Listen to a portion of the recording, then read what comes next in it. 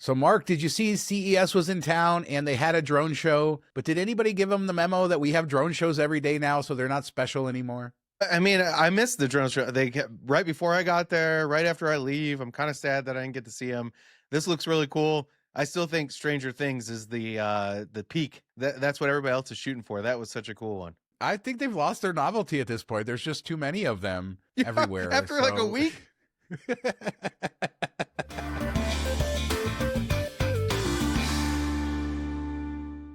Speaking of novelty, Mark, snow. It snowed apparently on the Vegas Strip. It was cold this week, and we talked about last year's weather and all that on the last show. But there you go, snow at the Las Vegas sign. Do you think the scammers are still out there telling people that they need to pay them for their picture when it's snowing, or it's too cold? You got to charge extra for the romantic atmosphere. Like, how often do you get to take your picture at the Las Vegas sign in the snow? That should be worth at least twice as much. Oh, that would be kind of a cool picture if you think about it. One of the few times that you could probably pull it off. I just wonder, instead of those ring lights, if they have like little heat lights out there for people. Does it get kind of crazy driving wise? I know if a little bit of snow lands in like Dallas, everybody loses their mind. So I don't know if it gets a little slick if people can't drive anymore in Vegas. Well, they can never drive, right? Isn't that what you say? Yes, the rain is enough to drive us nuts, let alone the snow. I think that the snow we got this week was just, it didn't stick or anything. So it's more like rain, I suppose. But always interesting when you see snow on the Strip, and it's pretty. But what isn't pretty is parking garages. I saw this tweet from Vital Vegas talking about the Stratz garage. And when did this trend begin? I feel like it going even when we were kids, the trend of people like taking their shoe off and hitting the parking garage as they went through. And then over time, it just looked so dirty and ugly, as he talked about. And that reminded me, we were just at Sahara, and we're going to have a show later this week where we talk about our experience at Sahara. But how much they've cleaned up that garage, because it used to look just like this picture of the Strat. How important is the parking garage to your experience at a casino? Some of them are so nasty when you arrive, it kind of sours you on the property. Yeah, I don't think you want it to be dirty or mess or overflowing garbage cans or anything like that. It is for a lot of people, it's the first impression they go through. So you want it to be at least clean and in order. I don't know that I mind this though. I think it's kind of it's kind of cool looking, maybe because I haven't seen it. If everything else was clean and you just had the footprints on the ceiling or on the beams, I think that kind of is endearing a bit. It's kind of like the restaurants you go to where people write on the wall. Am I off here? I don't know. Maybe I'm alone in that. I never have liked it. I just think it looks terrible. And it's interesting because they will clean them, and then you'll see that somebody will put a foot up there, and then eventually it's just all covered. And I do think the older garages suffer more. Like, I don't see them at any of the nicer properties anymore, but I just think this looks terrible. I'm sorry. I acknowledge it's been going on forever. I would love for anybody who knows, leave a comment if you know the origin of this or how far back this goes. But I can remember it going far back. Yeah, to me, it looks nasty. Who's the guy that writes all those articles about like the lore of Vegas? Is it like Corey? He needs to get on it. Yeah, Corey, we need to know the origins of the footprint on the parking garage. So I came across this tweet, and I will read it verbatim. Legalized sports betting needs only one change. Same limits for all players on all bets to get a license to operate. As it stands now, the game is literally rigged. You can lose everything, but if you're any good, you'll be limited. That has to change. And then I saw Jeffrey Benson from Circa. He sort of responded to parts of this, overall saying he didn't disagree. And then he says, does the morality of all of it bother me? 100%. But I gave that notion up years ago. Basically, he argues that there's no way for a sports book to be profitable with all the sharps out there if they just gave everybody the same limit. But then I've always said, how is that fair that you can just limit the good customers and then the people who lose everything, just give them whatever they want as far as they can bet as much as they want? Yeah, it's weird, and this definitely isn't like our realm of expertise. This is just me thinking. The goal of the book has always been get even money on both sides, and then you're guaranteed to make a money. So if you can do that, then what does it matter? That's what I think. But the problem is, as they have expanded out what they offer with player props and everything, like back in the day where it was just money line or spread, I think that was a lot easier to do because you had only so many bets that could be made. So people were playing both sides of things. Now with player props and all these random things like, hey, this guy on the bench scoring over 6 points, I think a sharp knows that type of stuff. Like, hey, we heard that so and so is going to be playing more because this guy's knees hurt or something, and maybe they have that info that the regular Joe Schmo doesn't have, so they can take advantage of it there. So I get to a point where they say if we did this, then we would have to limit the type of bets we have, which would hurt the sharps, and then that also hurts them where maybe one book has a different number than another, and they can take advantage of that. So I get it to a point, but I think on the actual like main wagers, just the game line wagers, they shouldn't be able to limit those. Yeah, it's a very complicated subject, and I've talked to a few experts on it. As you said, we're not experts in the sports betting realm, but everybody does seem to think that the sports books would not be able to, like you said, they'd either have to limit their bets or everything else. Yet on the very level of this, that some Joe Schmo who's losing tons of money just gets to bet as much as he wants. And is that predatory in some ways? It is. This issue just baffles me because I don't know what the right answer is here. Because on the surface, you would say, yes, everybody should be treated the same. And then you understand the economics don't work. And then you have the era of how this entire industry is changing as well. So it's fascinating. And I'd love to hear what everybody out there has to say. But I think Jeffrey Benson, heavily involved at Circa, it was interesting to see his take saying, yeah, morality wise, maybe this shouldn't be the case, but it's just the way it has to be. Yeah, I mean, the business needs to make money, otherwise it's not going to be there, and then that helps no one. But there's also we see them do things where maybe the line's wrong, or maybe news comes out after you make the bet and they want to try to come and cancel your bet, or even after it cashes, they cancel it because for whatever reason. I think there should be limitations to what they can do there. There needs to be more intervention on that stuff. And speaking of Circa, they just had their big payout for all of their contests, and the winners got their big checks. And I noticed that they have the new area where you can go pose with your big check with the crazy girls. So is that more important than the money then, Sean? Getting a picture with good-looking ladies? Yeah, the crazy girls, Circa, big check. I think that checks all the boxes. I don't know. So we talked about Caesars a few weeks ago that they extended their locals free parking Sunday through Thursday, 25% discount. We also know Resorts World has extended free parking, and now Fontainebleau has done that. Previously, their free parking for locals and rewards members ended at the end of the year, and now it has been extended through May 31st. Another sign Vegas isn't quite back, and enjoy these deals while you can. It's still kind of annoying that it's just keeps getting extended. Like Resorts World and Fontainebleau, just make it. This is the way it is. You can still get money from people that don't have a rewards card yet or aren't a local. So you still make some money. But this just feels like, hey, as soon as we're right again, we're going to start screwing you. I don't know. It just feels like not the greatest way to do it. And I know on the one side, it does help. We bring it up every 6 months or say, oh, it's extended again. It kind of makes it newsworthy. But I'd rather it just be like, let's lock this in and make it a thing. Yeah, they should pay us for that stupid garage. It's so terrible to get in and out of when it's busy. They should pay us to park there.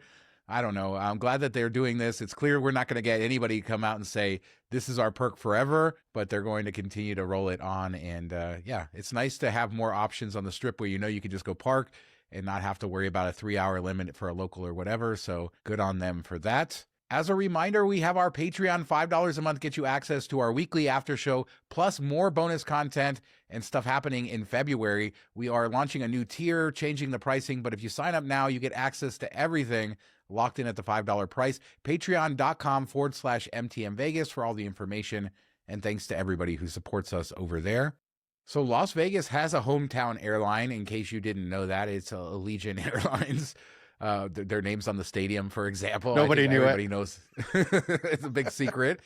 But they just bought Sun Country Airlines. And we're stealing Minneapolis's hometown airline, I guess. Sun Country is a budget carrier. Been around a long time, though, based in Minneapolis. And they're merging, and Allegiant's buying them. And this is going to open up more international destinations, make the airline stronger. They emphasize that both airlines are currently profitable, so they're not merging out of business needs. This is just they want to be a bigger, mightier airline. And I suppose this is good for Las Vegas. Yeah, I think it will offer better routes or more routes and potentially push the pricing down other airlines through competition. So I think it'll be interesting, and then it'll bring more jobs and things like that to Vegas and the Vegas area. So I've never flown either airline. I know you've flown Allegiant. They're all kind of the same low-cost carrier. It is what it is, but I use them when it makes sense. I think the only reason this is really newsworthy for this show is obviously it's a Vegas-based airline, and that's good for the wider economy. They have their hubs for flight attendants here, all of that sort of stuff. And Hey, they had enough money to put their name on the Raiders stadium, so they had to be doing pretty good. Yeah, and they have those like arcade things around at some places, which makes no sense to me. Have you ever seen one of those? No. It's like a legion to funds. I don't know, but the one around here went out of business, so maybe they're not so good at that. We've talked before on the show about power outages, and they happen in Vegas, and it's always an interesting time. Our buddy Dave was just at New York, New York. I saw people share this on Twitter as well, but he sent me a bunch of videos. He was going there for a Golden Knights game, and the power just went out and walking around the casino. And of course, I told him, why didn't you run right for the chips? Yeah, to get arrested, get beat up with a billy club. Like Ocean's 11 when they show the people trying to rob the casino. But that's like the scariest thing ever, to be in the elevator when the power goes out. That's a worst nightmare for me. Well, he had pressed the button, I guess, so the elevator hadn't closed. Maybe I described that improperly. So he took the stairs, but then should they have bought got a lottery ticket. At one point, he has an interesting picture where he's out in Toshiba Plaza, and you have New York, New York, without any lights, and then he took the same picture with the lights back on, and you can kind of see it. But a lot of walking around the village in the dark, and yeah, it took a little while. I guess I don't think I've ever been in a casino. I have been when the power went off and came right back on, but I don't think I've been in during a prolonged power outage. Yeah, it'd be kind of freaky and weird. And if you're just walking through, kind of a cool experience. But if you were at a machine or something, you're like, well, what happened to my money? When the machine comes back on, does it register that? How long is this going to take before I can pull my money out? Like, just, crazy. Those machines are super smart. They remember everything. So you could watch them reset, and they'll reset to right where they are in the memory. So that's less of a worry. But yeah, this is what New York, New York looks like without any power. And this is what it looks like where Station Casino's newest casino will be. I was walking through Inspirada, and I don't think they've done any work on this piece of land, dare I say. They don't even have like the old All Night Arena bulldozer to push a little dirt so they can keep the timeline going. What's funny is they used to have a sign that said Inspirada Station coming, and it was on the other end of the property, and it's not even part of the property anymore. They're actually building warehouses where they used to have the sign. So then I had to go do a lookup and find exactly. So the video you're seeing is of the land where Inspirada Station will be. But yeah, nothing. Clearly, Durango Phase 3 is a priority at this point, and nothing yet for Henderson. Do you think it actually happens? Yeah, I think so. This area has grown a lot, but they will probably be cannibalizing Green Valley Ranch, which is one of theirs, and then the M just had their expansion, so it might be a while, but yeah, it's nice views from up there, so there you go. Lots of dirt. Did you get a tumbleweed while you were videoing there? I walked across that desert. So last week we talked, we have an affiliate relationship with Las Vegas Advisor. They just released their 2026 book. Normally the cost is $50, but if you use code MTM, you save 10%. So it's $45. That's for new subscribers only. But they just released their list of discounts, tons of dining discounts, match plays on gambling. You're talking $45, $50 for this. You're going to come out way ahead. We're recommending it because we do love the product, and we're glad to be able to pass on that discount to you guys. This is the perfect time because the 2026 book is coming out now. Yeah, I used to love going around just doing the match plays and going from casino to casino. One, you make a little bit of money. You probably make your money back from doing that. And then whatever you can get on the dining side of things is just a profit. But it was fun that gave you a reason to go to some casinos you might not have gone to otherwise. Check out new properties. It was kind of a fun game to see how much we could come out ahead from this. So I'm looking forward to picking up my book. I think there's a lot of value there. If you go to Vegas once or twice a year, you can get it back. Yeah, the $50 is so easy to make back. There's stuff for locals, Instacoms, also attraction show tickets. So click the link in the description, use code MTM, save your $5, and support the show and save some money next time you're in Vegas. So here is a weird story that I came across in a kind of a slow news week. There's a lawsuit against Boyd Gaming and the Union Pacific Railroad for a guy who snuck behind Main Street Station there, got hit by a freight train.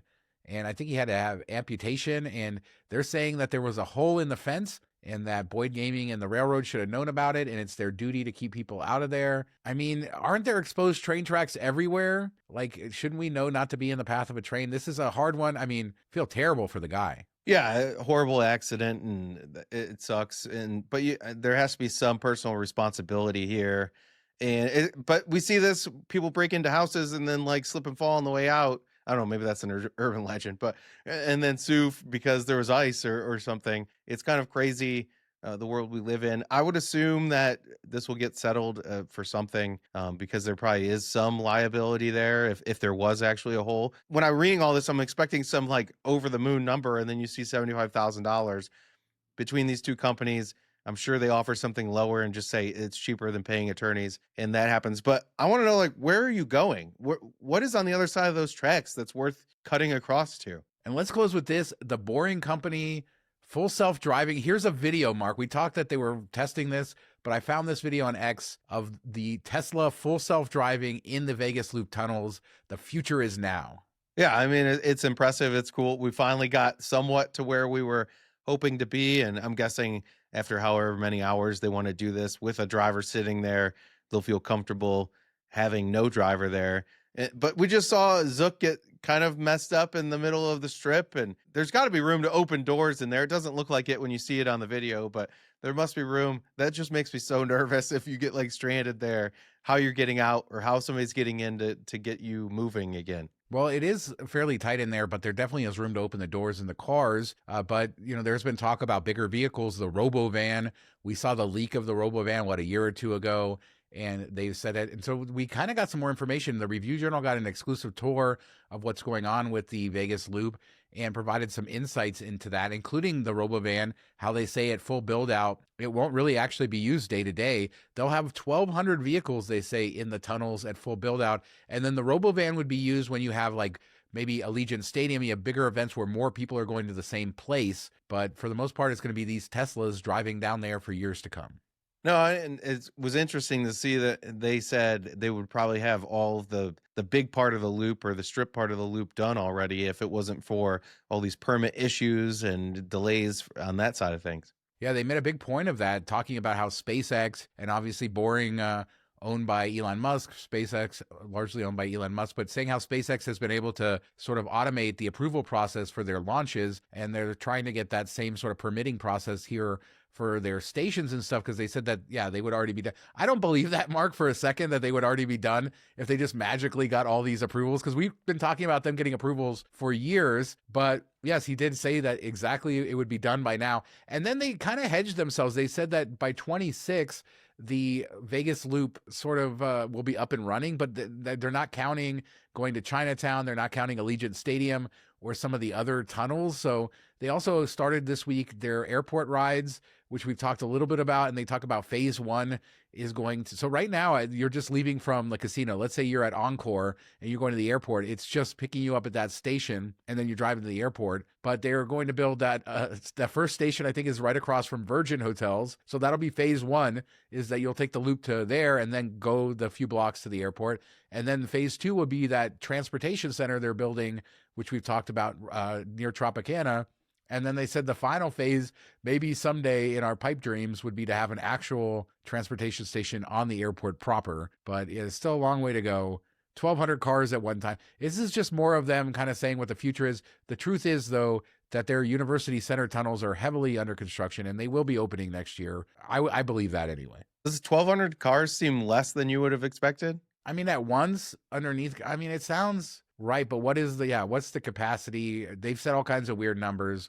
I definitely think there's going to be struggles with this system, with traffic jams and stuff like that as it gets. I think having the automation is probably good, but they're still going to need to have drivers in every car for now. Look, I think that maybe in 10 years, this will be a great system, but we still got some years to figure it all out. Yeah, I think once it's humming, it'll be really beautiful to see and should hopefully get some of the cars off the road. Yeah, there's the wonder, like, does this work out the same as induced demand when you see them add more lanes to the freeway, just more people use it, so it's just as busy? Do we see that same thing? More people start driving around the strip because there's less cars than there was, but then it's the equal amount. That will be fascinating to see how that all plays out. I think the answer to all this is a gondola, Mark. I don't know why they still haven't started construction on the gondola. That would be amazing. Perfect. So let us know what you guys think about anything we talked about today. The crazy train lawsuit, gondolas, Allegiant, our hometown airline, getting bigger. Isn't that exciting? I always think hometown airline, it used to be National Airlines. They used to say they were our hometown airline, but now it's Allegiant. Anyway, leave a comment. We're going to have a bonus show this week on Saturday talking all about Sahara. We have another show coming up later in the week. And then next week, a whole new schedule, lots of changes. Stay tuned. But thanks for watching. Talk to you next time. Have a good week, everybody. I can't do That was the weirdest way to say time.